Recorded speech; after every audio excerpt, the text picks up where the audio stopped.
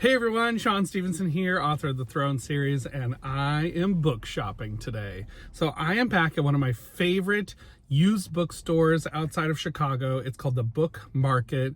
They are open today. I finally have a day off, so I was like, I'm gonna go. I'm gonna look around, see what I can find. Last time I was here, this was like a holy grail of so many good spooky middle grade fiction books especially. So I'm gonna see what I can find and let's go take a look. I'm so excited.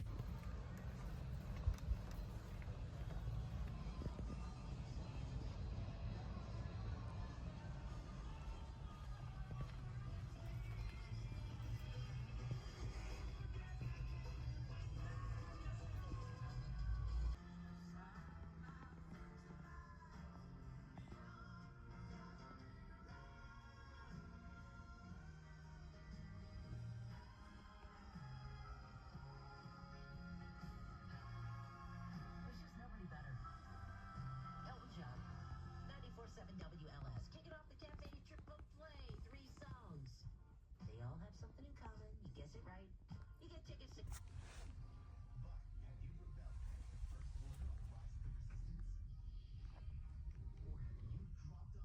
out Tiana's Bayou Adventure? Okay, so I just got out of the store. Good grief, I put my seatbelt on because I'm gonna be leaving soon, but I just got out of the store.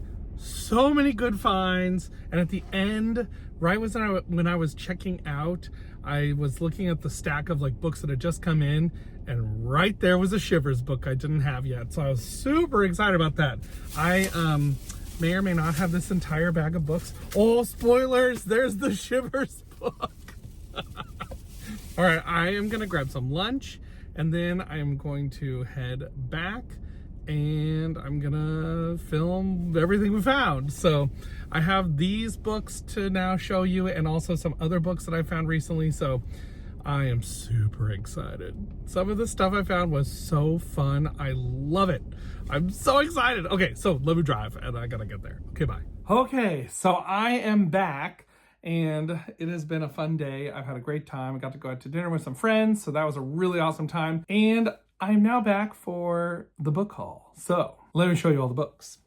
There's so many to show you. Oh my goodness.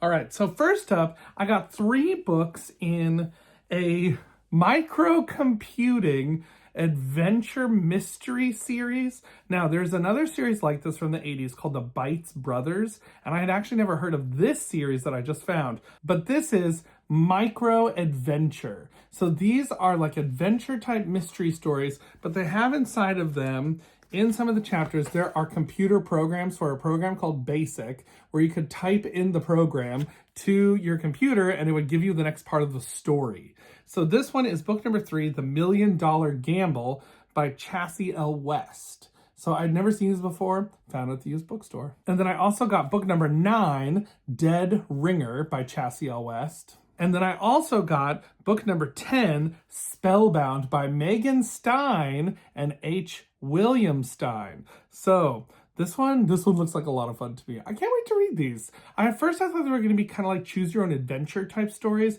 because these were in the choose your own adventure section of the bookstore, but they're actually like straight through stories with chapters. So I was really excited about that actually. And then next up, I found some R.L. Stine books. There were quite a few there. So I got a Fear Street book. This is The Wrong Number. And then I had never heard of this one before, but this one's a standalone called Curtains, which it says the play's the thing until the blood begins to run. So ridiculous. But this one is another one that's in those standalone like stories that he wrote like in the 80s. So I'm excited to read this. And then another one that's another thriller, Broken Date. They're just such ridiculous covers, but I think this is interesting. And it's also author of Curtains. And then this one is hilarious. The tagline is A Cold-Blooded Killer. And this is a point book, and it is The Snowman by R.L. Stine. So I have no idea what these are about because I have not read the backs of them, but they look so entertaining to me. I cannot wait to read these. And then I finally found, after so long, I finally found the very first Camp Haunted Hills book by Bruce Covell, and that's Camp Haunted Hills book number 1, How I Survived My Summer Vacation. So I've actually read book number 2. I have a review of it up on the channel, and it was a little confusing that I read book 2 before I read this one, because book 2 does reference stuff that happens in this book. I didn't know that was a book 2 at that point, because these actually, this edition does have a number on the spine. The other edition I read of book 2, it doesn't have a number on the spine. So it was a little confusing that it was book 2, and then I realized, there's another one before it. But here it is. And then this was super fun.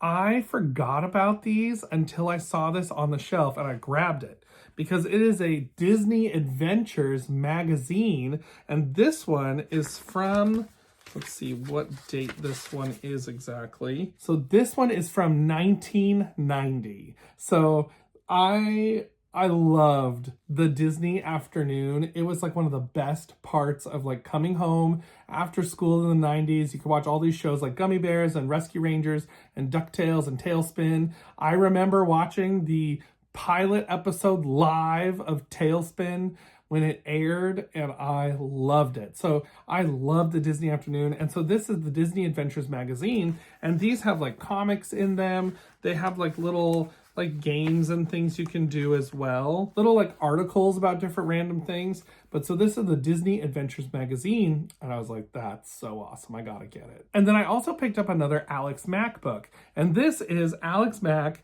Paradise Lost, Paradise Regained. So this is a 2-parter that was actually in a episode of the show. So here it is. And then I picked up a few more of the Adventures of the Bailey School Kids books. I'm getting close to having them all, but here's 4 more of them that I picked up. I got book number 7, Aliens Don't Wear Braces. Book number 25, Bigfoot Doesn't Square Dance. Book number 37, Goblins Don't Play Video Games. And book number 41, The Bride of Frankenstein Doesn't Bake Cookies. I just can't even with these. So then I also found a few mystery books. So I found some Hardy Boys and some Nancy Drew books. So when it comes to Nancy Drew and Hardy Boys, I don't collect the like yellow flashlight editions of Nancy Drew, and I don't collect the blue hard case covers of Hardy Boys. So I'm not really interested in them. And I know some people are, so they can take them. I will leave them for you.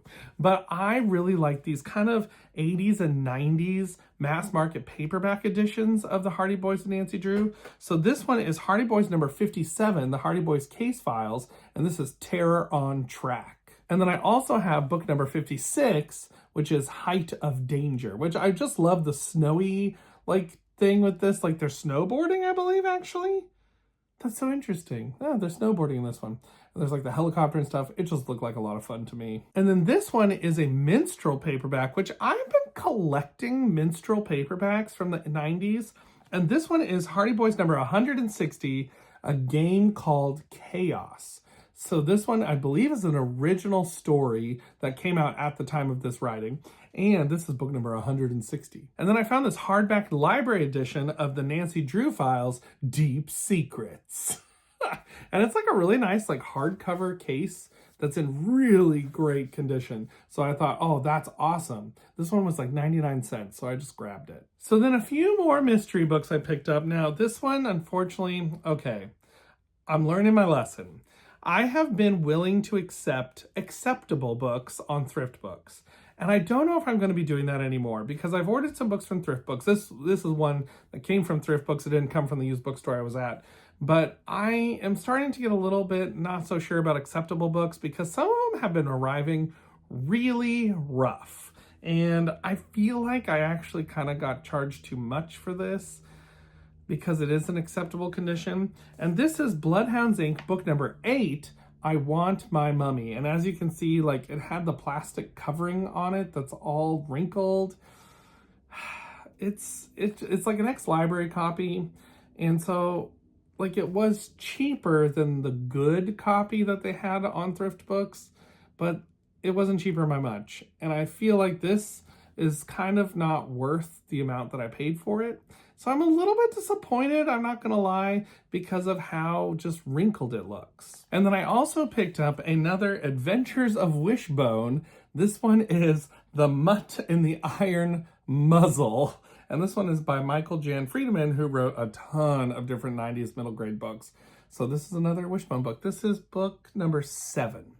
So I was trying to see if it had the number on the front, but it looks like it's just on the spine. And then I also picked up, this one is the first book in a mystery series I hadn't heard of. This is the Annie Shepherd Mysteries, and this is Mystery at the Fairgrounds. And this one, it looked really interesting from the back. I wasn't sure if I was going to get it at first, and then I was reading the back and I thought, oh, that actually kind of sounds interesting, because it's about like this fairground where no one's ever been there in a long time, and there's like a phantom campfire that appears, and then they're like investigating, and there's a bunch of like strange things happening, and there's rumors of missing cats and cults. So I don't know. We'll see what happens. And then I picked up another book in the Incredible Worlds of Wally McDoogle series by Bill Myers, and this is book number 17, My Life as a Computer Cockroach. So these are like a really zany series that just has lots of different things that happen in them about this kid in this town. And I've read one book so far in this series, and it was fairly good. I haven't read any more yet, but I have been slowly collecting them. So this is book number 17. And then I picked up 2 more books in the McGee and Me series, also by Bill Myers. The first one is actually a co-author with Bill Myers and Ken C. Johnson, but this is McGee and Me. It's based on a television show that came out in the 90s, and this is book number 2, A Star in the Breaking. And this one is really funny because it's based on like a reality television game show like Double Dare. Back in the day, if you know what Double Dare is, oh, such a great game show. They always had all these like wild challenges and things, and you can even see on the cover there's some like Double Dare-ish kind of activities going on.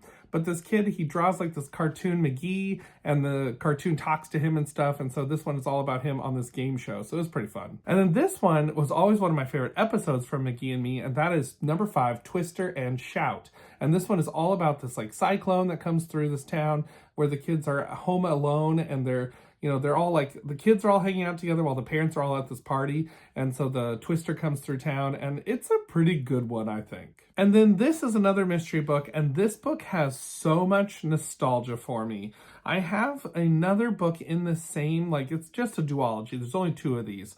But I have the other book in this little series, and I finally now have the first book in the series, and that is The Mysterious Cases of Mr. Pin. And this is a penguin detective. I love these books. They're so cozy. It's so short and quick to read, but it has like these little mysteries in it that you can read. Each chapter is like a different mystery, and they're pretty good mysteries. Like they don't like make it too kiddie or like, oh, obviously it's so-and-so, in those kinds of ways. Like, these are actually good mysteries. And it's of this penguin detective. And I remember reading this book when I was a kid, and so I finally now have this copy of it. I have the other one, which is Mr. Pin, The Chocolate Files, and so that one's a lot of fun too. So this one, I'm so excited to have this copy now. And then I found another Clue book, and this is Clue number 4. This is Mystery at the Masked Ball, and these are all based on the Clue board game, and this is a series of books that have little mini mysteries in them, and then the last mystery in every single book is who killed Mr. Body, so they're always trying to figure that out. This one, there were 2 copies of this actually, and this one was in a little better shape overall. It does have that writing on the top, but I think I can get that off, because it looks like it was a washable marker, so I think I can just kind of wipe it off with a tiny damp rag and then dry it off real quick, so I think that'll be great. But I was really excited to pick this one up. I've read this one before when I was a kid because I got all these from the library, and now I'm slowly collecting them all. And then I picked up 3 books in this adventure series because they looked kind of interesting. I thought they sounded kind of fun, like kind of Indiana Jones-ish. And so this is a series from the 90s called A Daring Adventure Series by Peter Rhys Doyle, and this is book number 2, Trapped in the Pharaoh's Tomb. And then book number 4, Surrounded by the Crossfire. And then book number 5, Hot Pursuit on the High Seas. So these all look really fun. They look like they're like kind of adventure stories, so I'll have to check them out and I'll let you know what I think. And then I picked up 2 more books in the Sixth Sense, Secrets from the Beyond series, and now I have the entire series, because apparently there are only 3 of these. So I got book number 2, which is called Runaway. These are all by David Benjamin, and they're based off the Sixth Sense movie by M. Night Shyamalan. So this one is Runaway, number 2. And then I also picked up book number 3, Hangman. So these look interesting. I'm interested to read these. I have seen the film. It was spoiled for me though. Someone actually spoiled that film for me, so I will not spoil it for you. And then I picked up 3 books in the Mind Warp series by Chris Archer. So this is actually book number 1, Alien Terror, and it's so cool. It has like that shimmery, like kind of, I don't even know what it's called, but it's just like so shimmery and it's awesome on the front cover there. So this is book number 1, Alien Terror. And then book number 4, Second Sight, which this is such a creepy cover. I feel like it's so creepy. Like those shiny eyes like that. So creepy. And then book number 7, Flash Forward. So another one has like that metallic kind of look to it. It's so awesome. I love these. And then I picked up another Apple Chillers paperback. These came out in the 90s. There's a bunch of them. They're all spooky stories. This is by Betty Wren Wright, and it's called A Ghost in the House. And I thought this cover just looks so awesome. I love this little apple on the side there. I don't know if you can see him. That little apple on the side, I love these. It's like a little Halloween apple. But this one is A Ghost in the House, which looks really interesting. I can't wait to read this. And then I don't see these too often in the wild. I see a lot of them online for not too expensive, but I found this one in the wild, and that is book number 7 in the Strange Matter series. And this one is Fly the Unfriendly Skies. So it looks like there's an alien taking over that plane. So we'll see what happens in this book. I haven't read any of these Strange Matter books. Some of you have mentioned them before and said that some of them are pretty good, so I'm intrigued about this. And then my spoiled Shivers book from the bag, but I can't believe this. I was actually about to check out. I was actually in the process of checking out. So the lady at the counter was like ringing up all of the books and things, and then I was just looking at because they have this huge stack by the front counter of books that are just like they've already been processed and they need to go out. And so these books were just like stacked there. And so I saw there were some middle grade books. So I thought, oh, I'll just take a look while she's ringing them up. And so I'm like glancing down at the very bottom of the stack. That is no joke, probably 5 feet high. At the bottom of the stack was a Shivers book in really great condition, honestly. This is book number 14, The Curse in the Jungle, which is one that I've really wanted, and so I finally found it, and I was super excited about that. So this was like at the bottom of the stack. I like slid it out. I felt like I was playing Jenga, and then I got it out of the stack, and I said, I found one more, and the lady said, that's not a problem. Any more you want to find while you're over here? And I was like, no, I gotta be done. But so I found Shivers number 14. And then I found a couple more Star Trek books. So this one is Star Trek Deep Space Nine, book number 9, The Cardassian Imps. And this one is by Mel Gilden. And these are a middle grade series based on Star Trek Deep Space Nine, which I've read the first one of these, and it was so good. It was way better than I thought it was even going to be. And so this one is another one in that series. And then this one I was excited to find because I'm very close to a full set of these, but I found Star Trek The Next Generation, Starfleet Academy, book number 11, Crossfire. And this one is by John Vornholt, who's written some other ones in this series, some other 90s books. But I was super excited to find this just sitting on the shelf over there because the higher up numbers of these books are harder to find. I think now I am just missing 10 and 12 are the only ones I have left to get. So I'm very close to a full set of these, and I cannot wait. I actually saw a full set at an antique store, and I asked one of the workers, I said, hey, can I actually get some of those individually? And they said, no, it has to sell as a whole set. And I was so bummed because I was thinking, oh, finally, here's the other ones I'm missing, and I can't get them. So I found number 11. And then I found 3 more Star Wars books. So they actually had one of the Star Wars Jedi Prince books. That's a middle grade book. But the cover was falling off, like actually was detached from the book. So I thought, I'm not going to get this because it's too broken, too detached. So I'm not going to go for it. But I found some other books. So I found Star Wars book number 4 in the X-Wing books. And this is the Bacta War. And this one is by Michael A. Stackpole, who's written a lot of these Star Wars books. So this is another one. It's an adult Star Wars book, and I love these. They're so much fun. And then I also found 2 books in the Black Fleet Crisis series. And this is book number 2, Shield of Lies by Michael P. Kube McDowell. And then I also got book number 3, Tyrant's Test. And this one is in that Black Fleet Crisis series. So these are like the old-time Star Wars books from back before they started the Force Awakens series, like trilogy of movies and stuff. So this is like the old canon of Star Wars, which I really enjoy. I think they're a lot of fun. And then I found some really cool Oz books. So one Oz book I found was actually a book I don't have in this edition, and I actually wanted this because it's a better to read edition, and it was 99 cents. So I picked up this edition of book number 2, The Marvelous Land of Oz, and this is the Dover edition of this book. I really like the Dover editions because they do a good job to kind of redo the same style as the original printings, like the layout and things. And even in this edition have the color plates, like a reproduction of those color plates that were in the original book. So like the really old hardcover ones that came out in the turn of century Oz books, these ones have those same color plates that they all had, and they're reproductions obviously, but it's kind of fun to have them in that same exact format on the inside. I don't love the cover as much, and especially the back cover leaves a lot to be desired, but I think it's a really great addition on the inside part to read. And then these are really awesome. I've never seen these before. They're Wonderful Wizard of Oz, and these are pop-up books. I got 2 of these. And so these are these really awesome pop-up books of the Wizard of Oz. They have these really great like little sections in them. The one that's really cool, this one was the Emerald City one. But the other one I got was the one I really am excited about, and that one's called Adventures in Oz. And this one had some really awesome like sequences with the Wicked Witch and the winged monkeys and things, and inside the castle. And I just thought these were just so cool. I don't even know if that's like showing up very well on video, but I thought they were so awesome when I saw them. I was like, these are awesome. So I picked those up. They're just little pop-up books, but they're really cool Oz ones I'd never seen before. So those are all of the books. All of the books. So many books. I'm so excited. I got to get reading. I don't have time to keep talking. Sorry, I got to go because there's a lot to read. So until next time, everybody, keep reading. Bye.